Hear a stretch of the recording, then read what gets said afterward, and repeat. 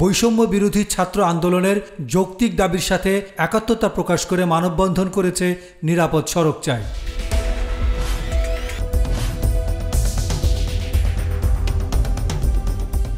রোববার জাতীয় প্রেস ক্লাবের সামনে এই মানববন্ধন অনুষ্ঠিত হয়। নিরাপদ সড়ক চাইয়ের চেয়ারম্যান চিত্রনায়ক ইলিয়াস কাঞ্চন মানববন্ধনে অংশ নিয়ে বলেন, আমরা ছাত্রদের যৌক্তিক আন্দোলনে সংহতি প্রকাশ করছি।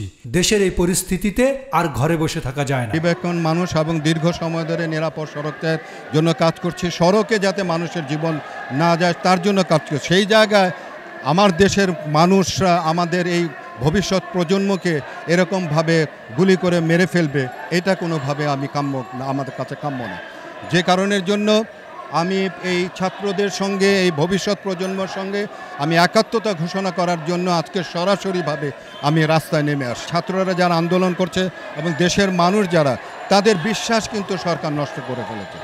কারণ হলো গিয়ে যে এই ঘটনাগুলোর পরবর্তী সময় তাদের বক্তব্য, তাদের কর্মকাণ্ড, এইগুলোর মাধ্যমে কিন্তু জনগণের বিশ্বাস তারা কিন্তু নষ্ট করে ফেলেছে। তারা যতই বলুক না কেন, আলোচনা করবে কিংবা আপনার বিচার করবে, সেটাতে মানুষ কিন্তু বিশ্বাস করছে না। আমাদের যে দাবি, আমি কিন্তু প্রথম থেকে আমি দাবি করে আসছিলাম যে জাতিসংঘের মাধ্যমে এর সুষ্ঠু তদন্ত করে এর বিচার ব্যবস্থা করতে হবে এবং দেশের জনগণের মানুষের যে চাওয়া, ভবিষ্যৎ প্রজন্মের যে চাওয়া, সেই চাওয়াটিকে পূরণ করতে হবে। দেশ কারা চালাবে? আমাদের পরবর্তী প্রজন্মই তো চালাবে।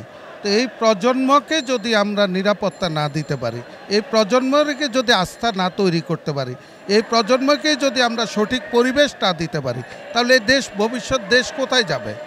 সুতরাং এই প্রজন্মকে আস্থায় আনতে হবে, এই প্রজন্মকে গড়ে তোলার জন্য সুষ্ঠু পরিবেশ দিতে হবে, হানাহানি দলাদলি বন্ধ করতে হবে। আল আমিন সেলিম, গণমানুষের আওয়াজ, ঢাকা।